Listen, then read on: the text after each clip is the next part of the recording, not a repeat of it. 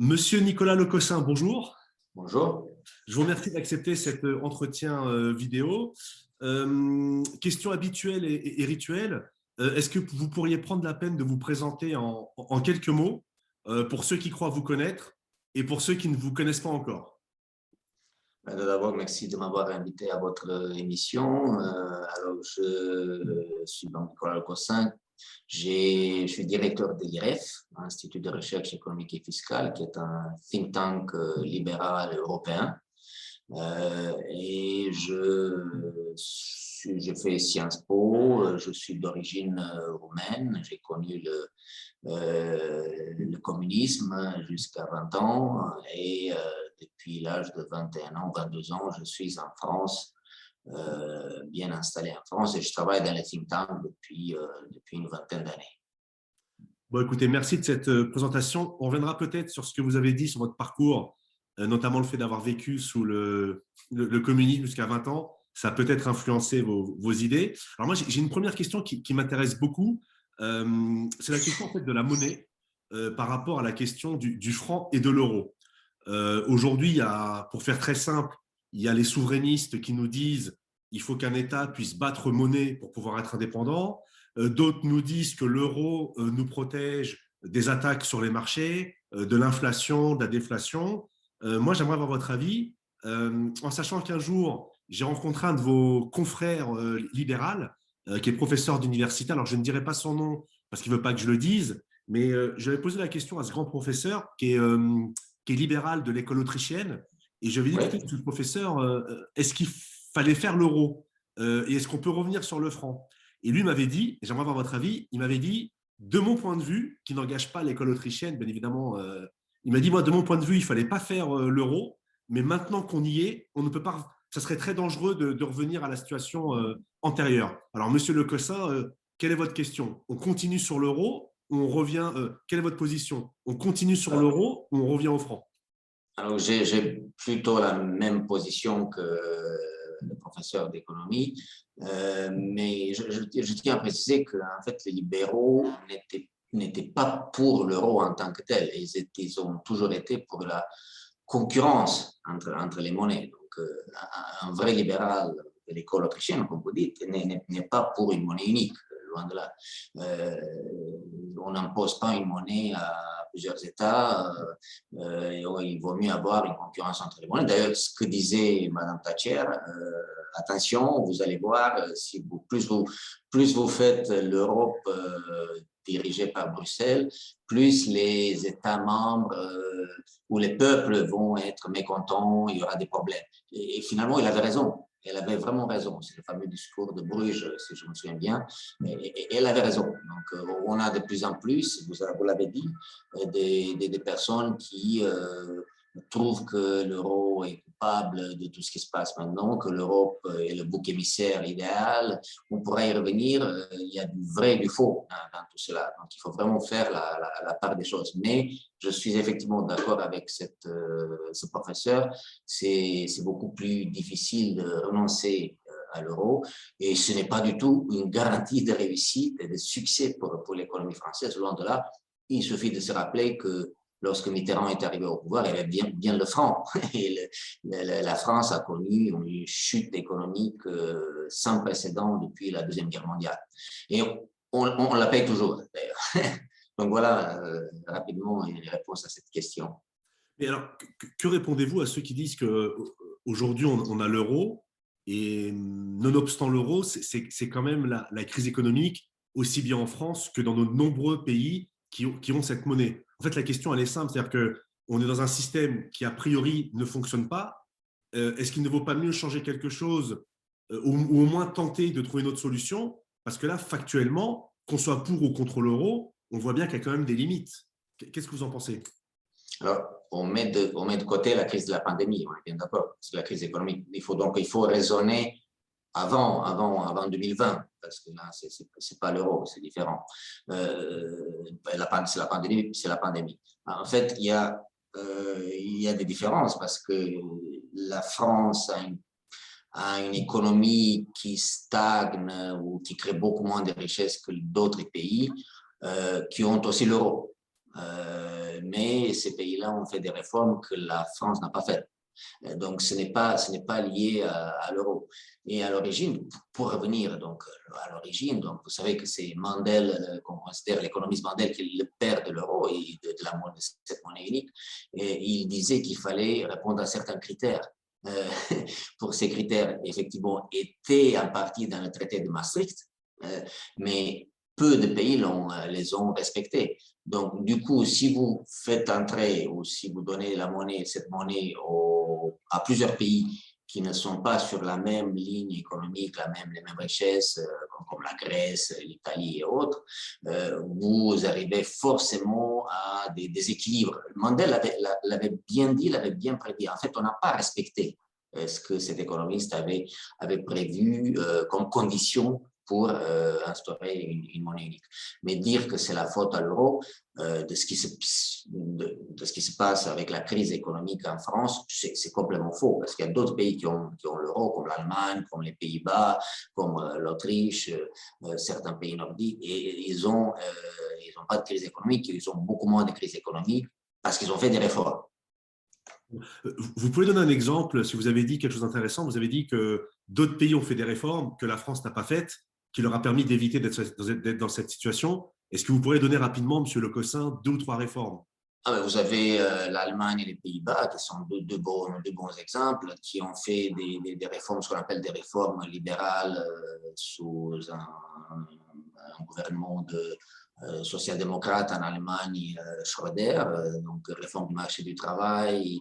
D'ailleurs, j'ouvre une parenthèse très importante, Mandel disait qu'il fallait réformer le marché du travail avec une monnaie unique. Donc lui, il l'a fait. Aux Pays-Bas, ça a été pareil. On a donné plus de liberté sur le marché du travail, plus de flexibilité, et on a baissé les charges et les impôts. Il ne faut pas oublier que tout ce qui relève des charges, des impôts qui pèsent sur les entreprises, sur les ménages, ça relève des États membres. Donc, les États ce sont eux qui décident. D'où les énormes différences entre les pays qui ont l'euro et qui, en fait, il y a des différences entre la capacité des entreprises à embaucher, à débaucher et à créer des richesses dans ces pays-là. J'ai une question qui est un peu politique. Alors, vous me pardonnerez de vous la poser. Là aussi, c'est un grand sujet qui va être abordé peut-être lors de la prochaine campagne présidentielle en France. C'est la question de ce qu'on appelle, alors le terme est un peu connoté, c'est la question du Frexit. C'est-à-dire, est-ce que la France doit sortir de l'Union européenne? Vous, en tant que libéral, est-ce que vous pensez que c'est une bonne solution ou que c'est une fausse bonne solution? D'abord, je trouve qu'on en parle moins, sauf erreur de ma part, je trouve qu'on en parle moins du Frexit. Il y a 2 Europes. Euh, c'est comme dans vous savez, les blagues avec une bonne et une mauvaise nouvelle. Mais il y a une Europe qui a imposé la concurrence, qui a imposé, grâce à laquelle on a la concurrence à l'espace aérien, télécommunications, etc., qui n'aurait pas été possible sans l'Europe, surtout en France, vu les blocages et l'étatisme des politiques français. Donc ça, nous, citoyens européens, on en profite largement. Mais il y a aussi une Europe des réglementations qui ne sont pas forcément plus importantes que les réglementations françaises, mais qui sont imposées par Bruxelles et ça, les gens ne l'aiment pas. Et imposer des tomates d'un certain format ou des cerises comme ça, donc ça se fait pas, c'est complètement stupide et il y a autre chose à faire que cela.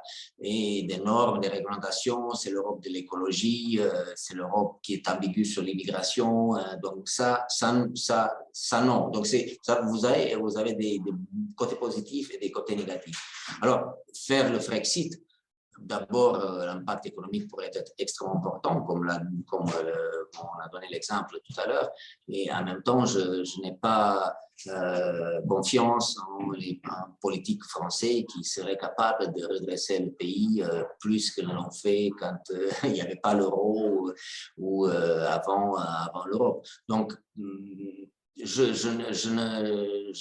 suis, comment dire, je suis dans l'incertitude totale pour ce qui est de la réussite et des conséquences positives d'un Frexit. Par contre, pour une réforme de l'Europe et du fonctionnement de l'Europe pour la subsidiarité, oui, ça, 3 fois oui. Alors, on va parler d'un sujet que je trouve intéressant, c'est la question du SMIC.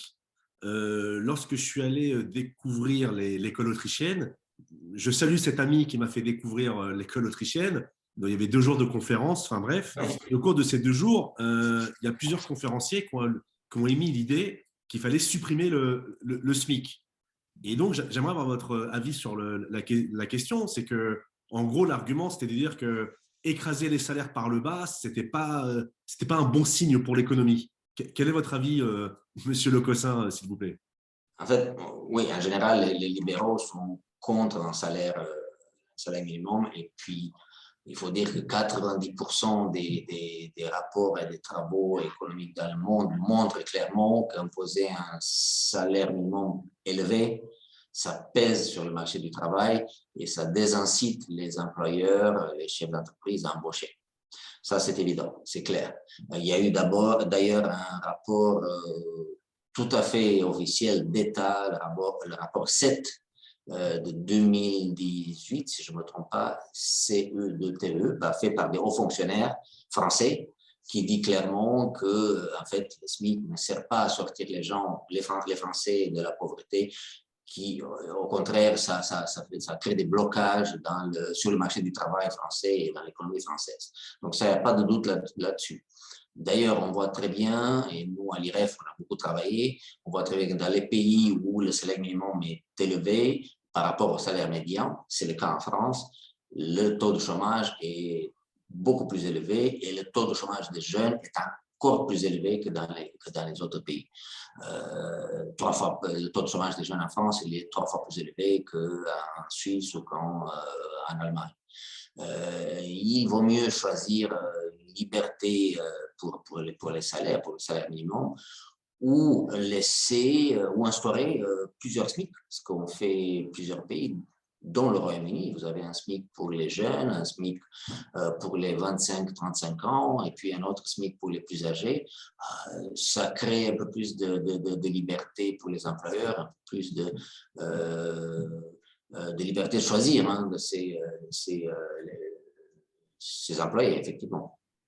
Alors, moi, il y a quelque chose qui me dérange dans cette position, si je peux me permettre, c'est le fait que l'homme est un loup pour l'homme. C'est-à-dire qu'aujourd'hui, en France, j'ai 2 exemples concrets. Le premier, c'est à Paris, à Château-Rouge, dans un coiffeur, dans un magasin de coiffure africain. L'employé, enfin le responsable du magasin payait ses employés à 1 € ou 2 € de l'heure. Puis j'ai un autre exemple dans le 95. Je connais quelqu'un qui connaît, enfin bref, je connais quelqu'un qui tient une pizzeria et il paye alors c'est aux blagues bien sûr, mais il paye ses salariés 4 € de l'heure. Et en fait, est-ce que vous ne craignez pas que dans un système où il n'y aurait pas de salaire minimum, que les employeurs proposeraient des salaires très très bas et que donc le SMIC qu'on a aujourd'hui, ça se trouve, on ne l'aurait pas dans de nombreux emplois. Et donc, les gens seraient plus pauvres qu'aujourd'hui.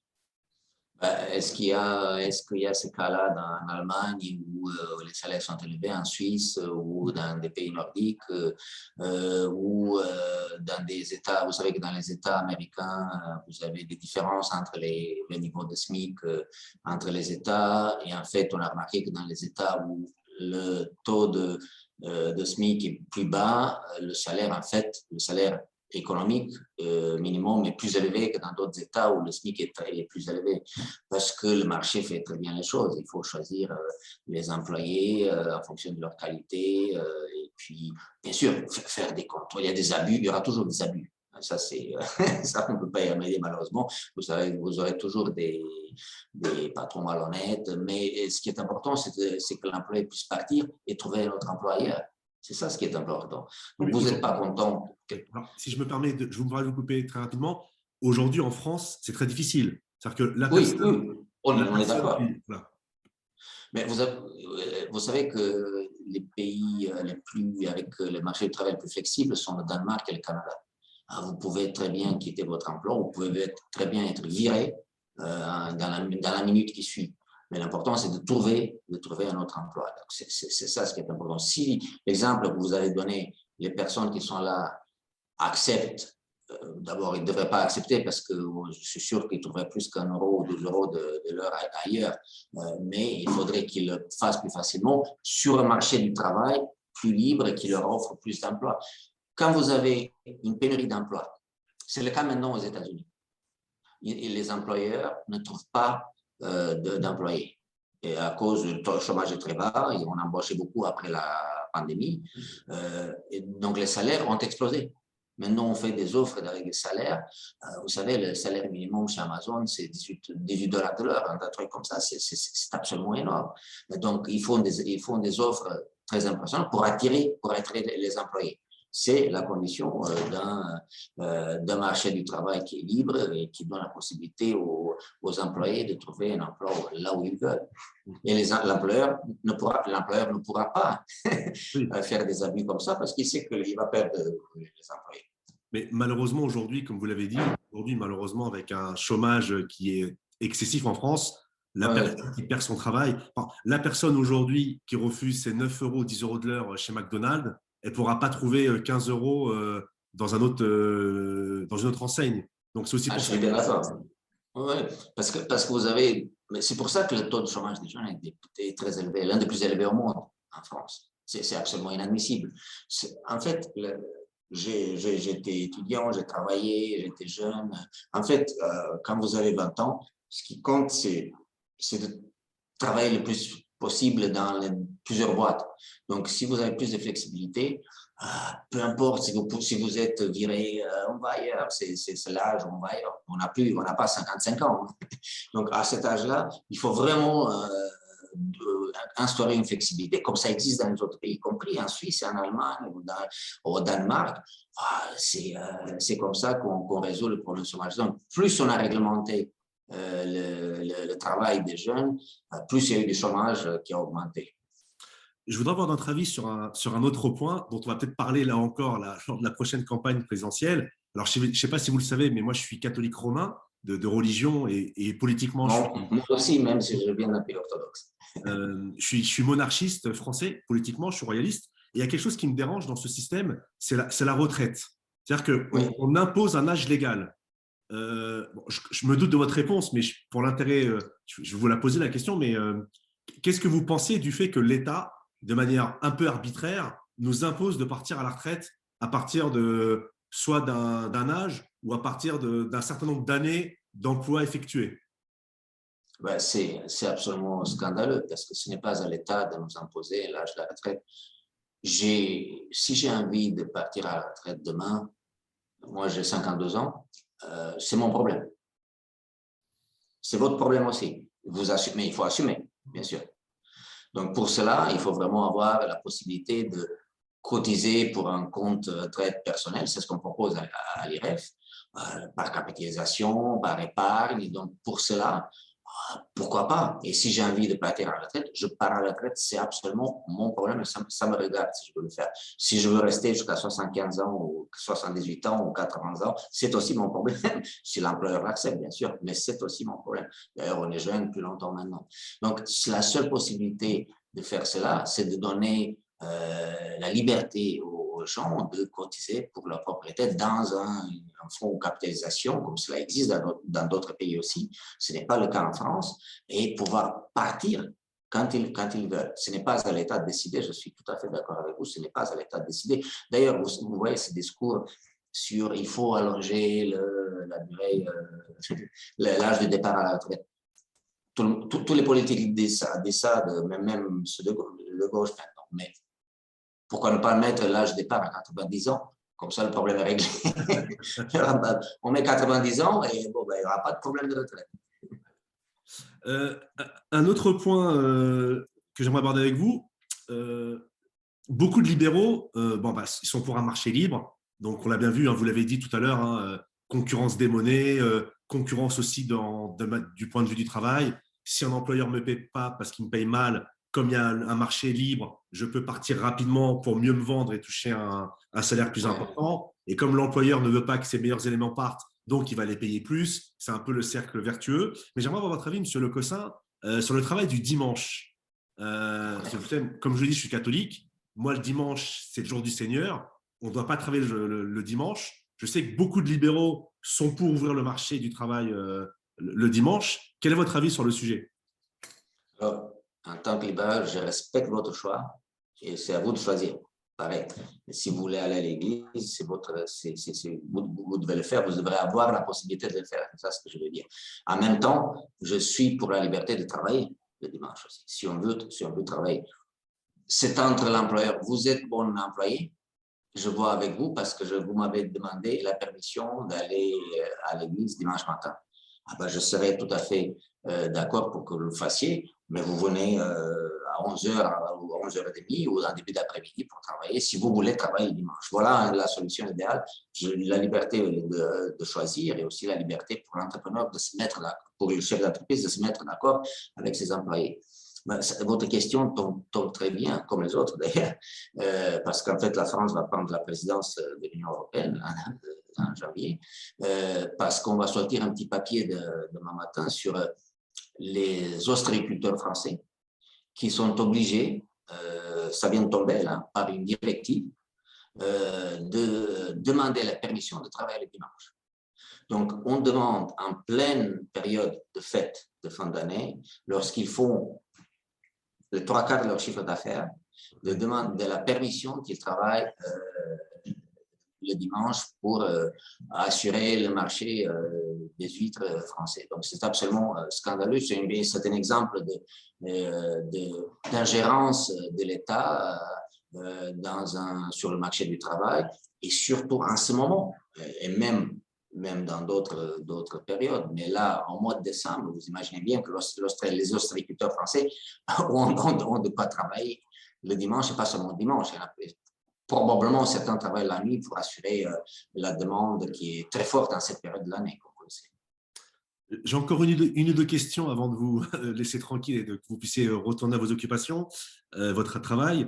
Vous connaissez certainement les travaux de Maurice Allais, qui est un prix Nobel d'économie français. Et en fait, dans ses travaux, il avait émis l'idée d'une, alors c'est pas tout à fait le terme, mais d'une espèce de forteresse Europe avec en fait un protectionnisme un peu à l'échelle européenne, notamment pour se protéger de certains produits extra-européens, notamment d'Asie. Vous, aujourd'hui, quelle est votre position, M. Le Cossin? Est-ce que l'idée de faire un protectionnisme à l'échelle nationale, ça peut être une bonne ou une mauvaise idée, et à l'échelle européenne, est-ce que ça serait une bonne ou une mauvaise idée? Alors, comme vous imaginez, les libéraux sont contre toute forme de protectionnisme. Il faut respecter par contre les contrats et les règles. Ça ne veut pas dire qu'on fait n'importe quoi. Oui, contre le protectionnisme, mais en respectant les contrats, les échanges, les règles, les normes, etc. Par contre, aujourd'hui, on a une situation particulière avec la Chine. On sait très bien que la Chine vole des brevets, que la Chine nous a envoyé le virus. Elle ne communique toujours pas sur les origines du virus, ce qui pose beaucoup de problèmes à la médecine, tout le monde le dit. Et la Chine fait de l'espionnage, envoie des fake news. Donc, on a vraiment un problème avec ce pays. Donc, il faut régler ce problème en instaurant plus de contrôle dans les relations avec la dictature chinoise, parce qu'il faut le dire, et je sais de quoi je parle, c'est une dictature communiste, politiquement communiste chinoise, même si elle a appliqué le capitalisme, c'est un capitalisme d'État. D'autant plus, il faut faire attention que les entreprises chinoises maintenant sont des entreprises d'État. Elles appartiennent à l'État chinois, aux membres du Parti communiste.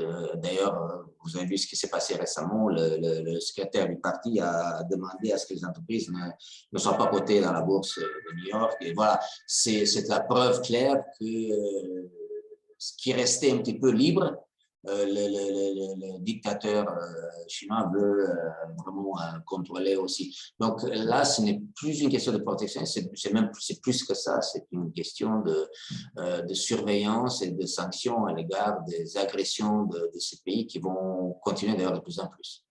Alors, sans parler de la Chine, mais quand vous avez par exemple des polos ou des jeans qui viennent du Maghreb, Oui. en bonne qualité, enfin pas toujours, mais avec un coût du travail qui est le moins cher dans ces pays, il y a beaucoup de commerçants français qui nous disent mais nous, on ne peut pas rivaliser parce qu'on a beaucoup trop de charges, etc.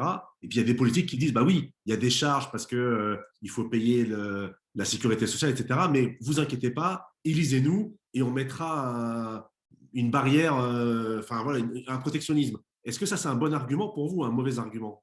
Mais non, il ne faut pas mettre un protectionnisme, il faut baisser effectivement les charges et les impôts. Quand vous avez un pays comme la France où les dépenses sociales représentent 32% du PIB, qu'est-ce que vous voulez, c'est normal. Vous ne pouvez pas avoir des produits qui coûtent moins cher qu'ailleurs. En même temps, il faut des échanges avec ces pays-là. Il ne faut pas oublier que ce que je disais, j'étais même en débat il y a quelques temps avec Zemmour sur un plateau, et je lui ai demandé s'il était déjà allé dans un magasin Aldi ou des magasins, vous savez, à bas coût.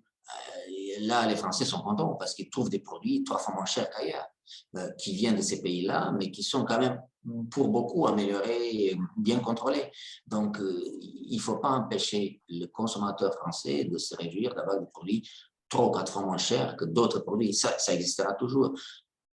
D'un autre côté, il faut vraiment donner la possibilité des commerçants français, comme vous l'avez bien dit, de pouvoir embaucher, que ce soit le coiffeur qui est en face ici, qui me connaît très bien, qui m'a dit la même chose, pour embaucher quelqu'un, ou le vendeur de jeans français qui est dans la rue aussi, de pouvoir payer beaucoup moins d'impôts et de charges sur les produits. Quand vous avez 3 fois plus de charges qu'en Allemagne sur le salaire, donc c'est normal que vous n'embauchez pas et que tout ce que vous produisez coûte beaucoup plus cher qu'ailleurs.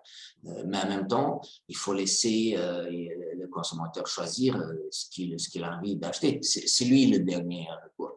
Et si vous augmentez, ce que les politiques françaises ne savent pas, si vous augmentez les prix des produits, quel qu'il soit, Amazon ou le commerçant du coin, c'est toujours le consommateur qui paye. Ce sont toujours les Français qui payent. Ce sont eux qui règlent l'addition. Très intéressant. J'aimerais avoir votre avis. Alors, vous m'avez dit que ce n'était pas votre parti, mais il faut que je vous pose la question quand même.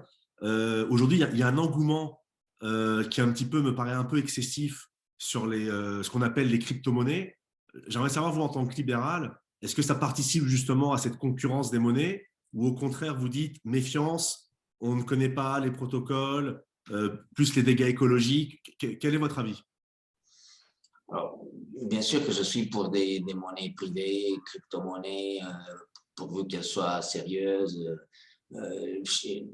Bon, je n'aime pas trop quand ça flotte comme ça à la hausse et puis ça baisse, comme c'est le cas récemment. Et les gens ne vont pas avoir confiance. S'ils perdent la confiance, ils sont paumés et puis après, tout se dérègle. En même temps, la monnaie est un produit comme un autre. Ce n'est pas à l'État de décider non plus. D'ailleurs, on voit, l'inflation revient, elle est galopante. Aux États-Unis, on le voit de plus en plus et les gens commencent à le dire dans les sondages et dans les élections locales aux États-Unis. C'est une inflation forte, jamais vue depuis beaucoup, beaucoup d'années. En Europe, elle commence à arriver aussi. Donc, on ne joue pas avec la monnaie non plus.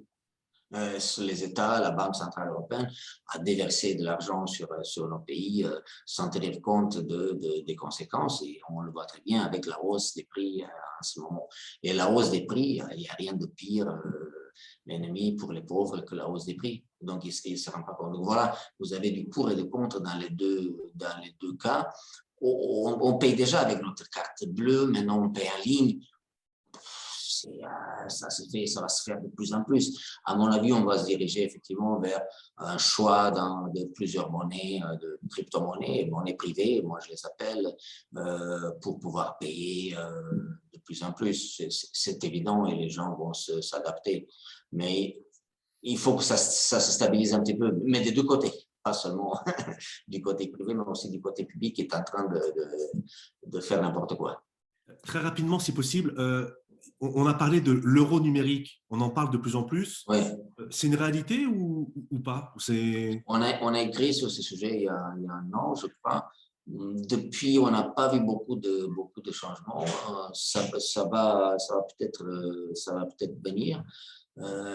Mais là, je crains que le grand danger, c'est cette inflation européenne. La Banque centrale européenne qui a perdu un petit peu les rênes. Et elle a dit aussi, comme Draghi l'avait dit il y a quelques années, il suffit de donner de l'argent et faire n'importe quoi. Il ne faut pas oublier, quand on distribue comme ça de l'argent, les États aussi font n'importe quoi. Ils augmentent les dépenses publiques, ils augmentent les impôts en même temps, et faire des taux de crédit à zéro ou négatif, ça c'est un crime économique, si je peux dire ainsi. C'est un crime économique. C'est de la folie, oui. J'ai encore deux questions. Vous savez, il n'y a pas longtemps, je discutais avec des amis, enfin des collègues, pour être précis, et je leur ai dit que j'étais contre la sécurité sociale, pour plusieurs raisons que vous devez connaître. Est-ce que vous pourriez expliquer pourquoi vous êtes contre une sécurité sociale étatique? Alors, on est contre le monopole de la sécurité sociale, comme on est contre d'autres monopoles. On l'a écrit, on l'a proposé à l'IREF. On est pour la liberté et la responsabilité. Il faut laisser les Français choisir leur assurance santé, comme ils sont capables de choisir leur assurance voiture ou maison. C'est très important, ça. Il faut tenir compte des risques, bien sûr. Et les arguments les plus forts dans ce sens-là, c'est que vous payez énormément sur votre fiche de paye. Hein. Donc, par exemple, un SMICAR, on parlait du SMIC, la fiche de paye d'un SMICAR français, la part pour la sécurité, tout ce qui est sécurité sociale, employé-employeur, donc vous avez les deux parts, et en fait, c'est plus que ce que paye un cadre supérieur américain pour une très chère et très importante assurance privée santé américaine. C'est anormal, ça, c'est absolument anormal. Donc, il faut vraiment donner la possibilité aux SMICAR, et pas seulement, de choisir son assurance santé, ce qui existe d'ailleurs dans d'autres pays, donc Suisse, Allemagne, Pays-Bas, et on ne peut pas dire que le système de santé est plus mauvais là-bas qu'en France. Donc, voilà les arguments forts qu'on peut dire dans ce sens-là. Comme pour l'assurance chômage, pareil. Mais alors, qu'est-ce que vous répondez aux gens et après, je vous poserai ma dernière question. Qu'est-ce que vous répondez aux gens qui vous disent, moi je le vois bien dans mon travail, mais par exemple, quand notre employeur nous donne de l'intéressement, participation, il y en a beaucoup qui dépensent tout en télé, en iPhone, enfin, en gadgets, etc. Moi, la question que je vous pose, monsieur Le Cossin, c'est que si demain, les 1500 euros du SMICAR, ils touchent finalement les 2008, les 3000 qu'il y a sur sa fiche de paye, qu'est-ce que vous répondez aux gens qui vous vont dire, mais il y a beaucoup de personnes qui ne vont pas mettre d'argent de côté pour leur retraite et que donc à la retraite, elles n'auront rien. Et donc, est-ce que ces personnes-là, il faut les laisser, enfin, c'est un grand mot, hein, mais est-ce qu'il faut les laisser mourir la bouche ouverte, ou c'est comme pour les gens qui ne mettent pas d'argent de côté pour le futur? Une personne qui ne met pas d'argent de côté pour X raisons, lorsque demain elle a un souci de santé, s'il n'y a pas la sécurité sociale et comme elle n'a rien mis de côté, ça veut dire qu'on ne la soigne pas alors. Il faudrait qu'elle assume les coûts. C'est la réponse qui me vient à l'esprit. En même temps, vous voyez, l'assurance voiture ou maison, pratiquement tout le monde la prend. On est obligé. C'est obligatoire. C'est obligatoire, mais vous pouvez rouler si vous n'êtes pas contrôlé. Si vous n'avez pas d'accident, vous pouvez très bien rouler et pas la prendre, comme l'assurance habitation d'ailleurs. Donc, vous pouvez le faire. Mais l'assurance santé, effectivement, vous devrez être obligé peut-être par une sorte de contrat avec l'employeur qui peut vous proposer plusieurs assurances au choix. Pareil pour la retraite par capitalisation, plusieurs possibilités, comme ça existe en Suède. Je suis allé les voir là-bas en Suède. Et l'employeur propose plusieurs fonds et vous pouvez mettre de l'argent pour la retraite là-bas. Et vous avez aussi un filet de sécurité pour la retraite. C'est-à-dire, vous retrouvez, vous n'avez pas rien fait, vous avez une petite retraite. Mais bon, moi, je fais confiance aux Français. Ils ne sont pas plus idiots que les autres. Si les Allemands, les Suédois, les Néerlandais ou d'autres le font, pourquoi les Français ne le feraient pas? Merci. Alors, ma dernière question va être, entre guillemets, très simple, je pense. En France, le libéralisme est souvent décrié, attaqué. Je pense qu'il est aussi méconnu, d'où parfois des attaques un petit peu, pas toujours honnêtes, je trouve, même si à titre personnel, je ne suis pas libéral. Est-ce que vous pourriez conseiller un ou deux livres ou trois livres pour mieux connaître le libéralisme? Je ne dirais pas l'obsession antilibérale française de Nicolas Lecoq. Non, moi j'aime bien la grande parade de Jean-François Rebel. Il a des chapitres sur le libéralisme aussi, mais des chapitres où il compare le libéralisme au socialisme, à l'étatisme, avec des exemples concrets. Donc je trouve que pour quelqu'un qui ne veut pas se lancer dans des livres d'économie docte et avec beaucoup de théories, la grande parade de Jean-François Rebel, c'est un très très bon exemple où on peut trouver des arguments en faveur du libéralisme. Bon, eh bien, écoutez, M. Lecossin, merci beaucoup pour cet entretien passionnant. Merci à vous.